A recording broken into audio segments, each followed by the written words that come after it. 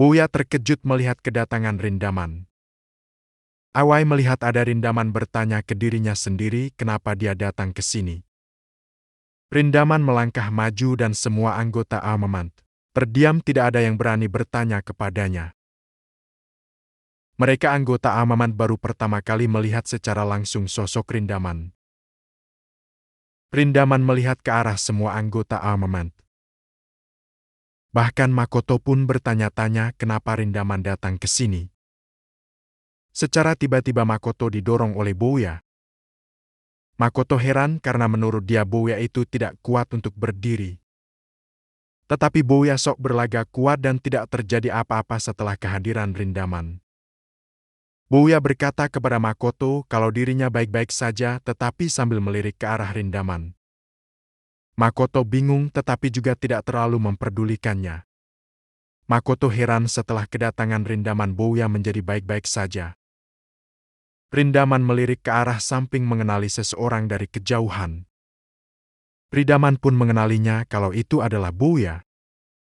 Dia bersama dengan Sugihara, mereka memang pasangan yang kuat. Bouya melangkah maju menghampiri Rindaman. Rindaman melihat Ryushin yang terkapar dan berkata dengan dirinya sendiri, aku mengerti dia telah melawan Ryushin." Rindaman berkata dalam hati, jadi dia telah mengalahkan Ryushin, tetap saja dia itu idiot, tetapi idiot yang jago berkelahi. Tetapi Bouya merasa kesal karena ditatap dan sambil tersenyum oleh Rindaman. Makoto merasa heran dengan mereka berdua sudah seperti ayam jago yang akan bertarung. Bouya menanyakan ke Rindaman, ngapain kau datang ke sini? Rindaman menjawab, itu bukan urusanmu. Bouya berkata, terus kok kau menghalangi jalanku lagi? Rindaman pun menjawab, kau yang menghalangi jalanku. Mereka pun menampakkan ekspresi kesal dan marah. Mereka pun pergi tanpa berkata-kata lagi. Bouya berkata, aku harusnya lewat sana, dan Rindaman menjawab, dasar bodoh. Mereka saling menatap dan memperhatikan. Rindaman menghampiri The Armament yang sedang berkumpul. Rindaman menanyakan siapa di antara kalian yang bernama Aiwai. Semua anggota Armament langsung melihat ke arah Aiwai. Rindaman pun menoleh dan melihat ke arah anggota Armament memandang. Aiwai menanyakan, apa yang kau inginkan dariku? Rindaman melangkah maju menghampiri Aiwai. Aiwai memerintahkan anak buahnya untuk menghajar Rindaman, tetapi tidak ada yang berani menghadapi Rindaman. Semua anggota Armament menghindar dari Rindaman karena ketakutan. Rindaman berkata, aku berhutang satu padamu untuk Katsuragi-san. Aiwai terkejut dan ketakutan mendengarnya. Aiwai bergegas berlari ke arah motornya, lalu mengambil tongkat besi yang ada di motornya. Aiwai melayangkan tongkat besinya ke arah Rindaman. Tetapi Rindaman langsung memukul Aiwai dengan telak. Satu pukulan oleh Rindaman membuat Aiwai terpental. Terpental hingga mengenai motornya dan membuatnya tidak dapat bangkit kembali. Aiwai pun pingsan di atas motornya. Rindaman melihat ke arah Aiwai yang sudah pingsan. Anjay yang melihat Aiwai hanya sekali pukul dirinya merasa panik dan takut terhadap Rindaman. Semua anggota Armament terkejut ketakutan melihatnya. Bahkan Makoto menyaksikannya hanya terdiam. Bouya berdoa untuk Aiwai karena Bouya tahu seberapa sakit pukulan Rindaman.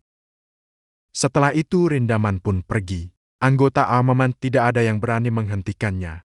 Bahkan Anzai pun tidak berani menghentikan Rindaman. Bouya pun menghampiri Rindaman tanpa berkata apapun. Sampai mereka sudah dekat pun hanya saling menatap. Sampai terlewat pun mereka hanya saling melirik tanpa berbicara. Bouya berkata, jika kau sudah selesai dengan urusanmu, pulanglah, dasar sialan. Rindaman pun menjawab, memang aku mau pulang, dasar kau bodoh. Mereka masih saling memandang seperti harimau yang ingin menampakkan kekuatannya. Rindaman pun pergi dan Bouya meledek Rindaman. Bouya pun pergi.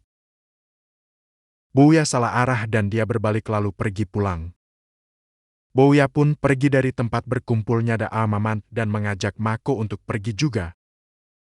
Mako juga membawakan jaket Bouya. Mako merasa menyedihkan karena tidak bisa menyentuh Ryushin dan dia merasa sedih dan penasaran apa yang akan dikatakan teman-temannya. Mako pun melihat ke arah Amamant yang tidak bisa berbuat apa-apa. Mereka semua terdiam dan tidak bergerak sama sekali.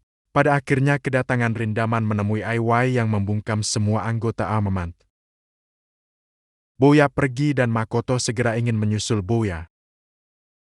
Sebelum mengejar Bouya, Makoto pun dipanggil oleh Rindaman. Makoto terkejut karena dipanggil oleh Rindaman. Rindaman memberitahu Makoto jangan terlalu jauh berurusan dengan The Armament. Terutama si idiot Bouya jangan bangga karena sudah mengalahkan Ryushin bila tidak waspada sama saja dengan bunuh diri. Makoto terkejut mendengar apa yang dikatakan oleh Rindaman. Dan Rindaman pergi ke arah yang berbeda. Makoto pun pergi mengikuti langkah Bouya. Yasuda yang baru saja tiba mengatakan kami sudah datang dengan seluruh anak sujuran. Yasuda terkejut melihat tidak ada satupun anggota Armament di sana. Sagawa memberitahu Yasuda tidak ada siapa-siapa di sini. Yasuda pun menanyakan siapa yang menang dan di mana Bouya dan Makoto. Sagawa pun tidak mengetahuinya, dia datang sudah kosong dan mereka pun merenung. Karena Sagawa tidak bisa mendapatkan kunci motornya dan debut Yasuda gagal. Mereka berdua merasa hari ini adalah hari sial mereka. Sagawa menanyakan kau mengalami hal buruk juga? Yasuda pun menjawab apa kau juga sama? Akhirnya mereka pun saling berkenalan dan menjadi sahabat. Dan mereka pun menjadi pasangan paling tidak beruntung di Jepang. Yasuda pun dikelilingi murid sujuran yang sudah datang tetapi tidak seorang pun anggota The Armament di sana. Kirishima pun mendengarkan apa yang sudah disampaikan oleh Rindaman ke Makoto. Honjo menanyakan yang ku dengar Rindaman berkelahi juga dengan The Armament, dan curiga Katsuragi-san mengetahui sesuatu. Makoto menjawab iya Rindaman datang, bagaimana keadaan kalian? Pon pun menjawab kami sudah baik-baik saja, tidak perlu khawatir. Mereka bercerita saat pertama kali mereka bertiga dikalahkan oleh Rindaman pada waktu itu. Jadi Ryushin yang terkuat sudah kalah dan tersisa hanya Anzai dari The Four Kings, moral mereka pastinya rendah. Pon berkata sudah 2 hari tidak terjadi apapun, bukankah itu bagus? Makoto pun menuju ke arah pintu masuk. Muncul Yasuda dengan potongan rambut barunya. Pon mengatakan kalau potongan yang aneh dan mereka murid sujuran yang datang ke tempat The Armament kemarin masih peduli denganmu karena potongannya masih terlihat rapi. Mereka tidak mempercayaiku dan menandaiku, lalu mereka mencari tahu apa yang sebenarnya terjadi. Setelah mereka mengetahui kalau perkelahian sudah selesai, mereka pun mengambil cukuran rambut lalu mencukur rambutku. Aku telah memutuskan pergi ke sisi gelap. Kirishima dan Honjo terkejut mendengar apa yang diucapkan oleh Yasuda. Kalian tak akan bisa menghentikanku. Aku telah putuskan untuk menjadi seseorang yang berada di dunia dengan hati dari batu. Lalu Yasuda pun menghisap rokoknya. Tetapi Yasuda tersedak oleh asap rokoknya sendiri. Pon berkata dan kau tidak bisa merokok dengan benar. Kirishima berkata jangan seperti itu, rambutmu itu sebenarnya gaya barumu. Benarkah itu? Awalnya tidak seperti ini, lalu aku ke tukang cukur untuk dirapihkan dan menjadi seperti ini. Bouya yang baru saja tiba melihat Yasuda seperti itu langsung tertawa terbahak-bahak. Bouya pun memperhatikan Yasuda. Bouya pun kembali tertawa tetapi Kirishima kesal melihatnya. Tetapi Yasuda murung dan merasa sedih karena ditertawai oleh Bouya. Bouya berkata lucu banget, mau berapa kali pun melihatnya itu tetap lucu. Tetapi Kirishima merasa marah dengan perlakuan Bouya ke Yasuda. Kirishima berkata dia seperti itu karena ingin membantumu, tak lihatkah kau? Bouya mengatakan lepaskan tanganmu. Bouya kesal dan mengatakan aku bilang lepaskan brengsek. Kirishima kesal karena perlakuan Bouya ke Yasuda sedangkan Bouya kesal karena diperlakukan seperti itu oleh Kirishima. Bouya menatap tajam ke arah Kirishima. Lalu Bouya pergi meninggalkan mereka. Setelah 2 hari tenang tiba-tiba The Armament muncul. Yasuda terkepung oleh anggota Armament. Bahkan trio Ebizuka pun dikepung oleh anggota Armament. Mereka kesulitan jika harus melawan anggota Armament sebanyak itu. Anzai pun berteriak ke anggota Armament memerintahkan menghajar trio Ebizuka.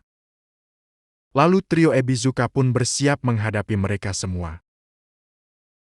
Di tempat lain ada yang mengikuti Rindaman dan ingin melakukan serangan terhadap Rindaman. Dia pun mengeluarkan pisau untuk melakukan serangan secara diam-diam terhadap Rindaman. Di tempat lain ada yang menghampiri Bouya dan menanyakan apa kau Bouya? Lalu melemparkan sebuah surat ke arah Bouya. Lalu Bouya menanyakan apa ini? Bacalah kau akan mengerti. Lalu pengendara bermotor itu pun pergi meninggalkan Bouya. Bouya pun membuka surat yang diberikan pengendara tersebut. Bouya terkejut melihat isi surat yang diberikan pengendara bermotor tersebut. Melihat foto Yasuda diculik oleh The Armament, Bouya marah besar. Bouya menanyakan kepada dirinya sendiri kenapa harus Yasuda. Bouya marah meskipun Bouya sudah menjauh dari Yasuda tetapi kenapa tetap Yasuda yang mereka tangkap. Dan Bouya berkata jika setetes darah Yasuda menetes maka kalian semua akan habis. Akan aku bunuh satu persatu dari kalian semua. Bouya pun bergegas berlari ke tempat yang sudah ditentukan. Ketua The Armament kuno Hideyomi berkata ke Ryushin agar tidak perlu khawatir. Sewaktu hujan turun semua akan berakhir termasuk Bouya dan Rindaman juga. Sampai jumpa di chapter selanjutnya, jangan lupa follow, like, dan subscribe. Terima kasih.